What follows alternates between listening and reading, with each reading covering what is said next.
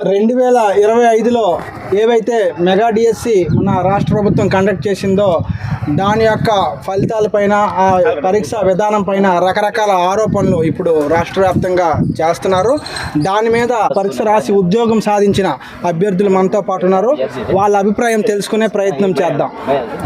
Sir, ఇప్పుడు మీ పేరేంటి, ఎక్కడి నుంచి వచ్చారు? నా పేరు పి శివాజీ, శ్రీకాకుళం డిస్ట్రిక్ట్ సంతబొమ్మల మండలం నుంచి వచ్చారు. మెగా డిఎస్సి ఎగ్జామ్ మీరు రాశారు, క్వాలిఫై కూడా అయ్యారు, ఉద్యోగం సాధించారు.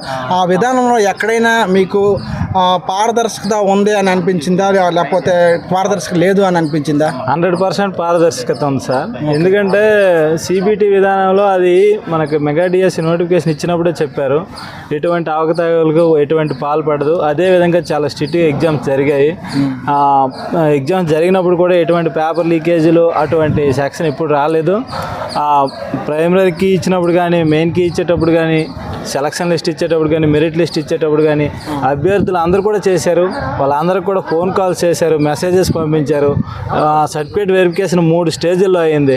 ఎటువంటి అవకతవకలు అయితే లేదు. మేము జెన్యూన్ కష్టపడ్డాం, మాకు ఉద్యోగాలు వచ్చాయి అంతే. ఓకే, అయితే ఎక్కడ కూడా మెరిట్ లిస్ట్ వచ్చిన తర్వాత కూడా ఫైనల్ సెలక్షన్ లిస్ట్లో ఎటువంటి అవకతవకలు జరగలేదు? అసలు జరగలేదు సార్. ఎందుకంటే మెరిట్ లిస్ట్లో మాకు ఏ ర్యాంక్ ఉందో దాన్ని బట్టి చూసుకొని ఫైనల్ సెలక్షన్ లిస్ట్లో కూడా ఎవరైతే ఫేక్ వాళ్ళు ఉన్నారో, ఎవరైతే సర్టిఫికేట్లు వాళ్ళకి లేవో వాళ్ళే ఎలిమినేట్ అయ్యారు తప్ప ఎవరు నిజాయితీగా రాసి మార్కులు సంపాదించిన వాళ్ళు ఎవరు కూడా అందులో ఇది లేదు. సార్, నా పేరు కొర్రాయి రామకృష్ణ, ఈ బయాలజీ అసిస్టెంట్. ఈ శ్రీకాకుళం జిల్లాలో 19వ ర్యాంక్ వచ్చింది సార్. ఇది 2025 మెగా డిఎస్సిలో 19వ ర్యాంక్ వచ్చింది. ఇప్పుడు 2025 మెగా డిఎస్సిలో అవకతవకలు జరిగాయని వివిధ రాజకీయ పార్టీలు ఆరోపణలు చేస్తున్నాయి. అది కరెక్ట్ కాదండి.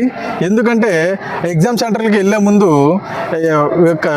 క్యాండిడేట్ యొక్క ఆధారు, అలాగే సీసీ కెమెరాల అండర్లో జరిగాయి కాబట్టి, అదే కాకుండా ఎగ్జామ్ జరిగిన తర్వాత ఆ రెస్పాన్స్ షీట్స్ వచ్చాయి. ఇప్పటికీ కావాలంటే వెరిఫై చేసుకోవచ్చు. ఆ రెస్పాన్స్ షీట్ ప్రతి ఒక్క పర్సన్, అటెండ్ అయిన పర్సన్ యొక్క, లేదంటే సెలెక్ట్ అయిన పర్సన్ యొక్క రెస్పాన్స్ షీట్స్ ఇప్పటికీ ఉన్నాయి. ఆరోపణలు చేసిన వివిధ రాజకీయ పార్టీలు మరోసారి తన వెరిఫై చేసుకోవచ్చు. అదేవిధంగా సెలెక్ట్ అయిన పర్సన్స్ తర్వాత ఆర్జెంటల్ విధానంలోనే ప్రభుత్వం చెప్పిన ఆర్జెంటల్ విధానంలోనే వివిధ పోస్టులకి వివిధ క్యాండిడేట్స్ని అలౌ చేసింది.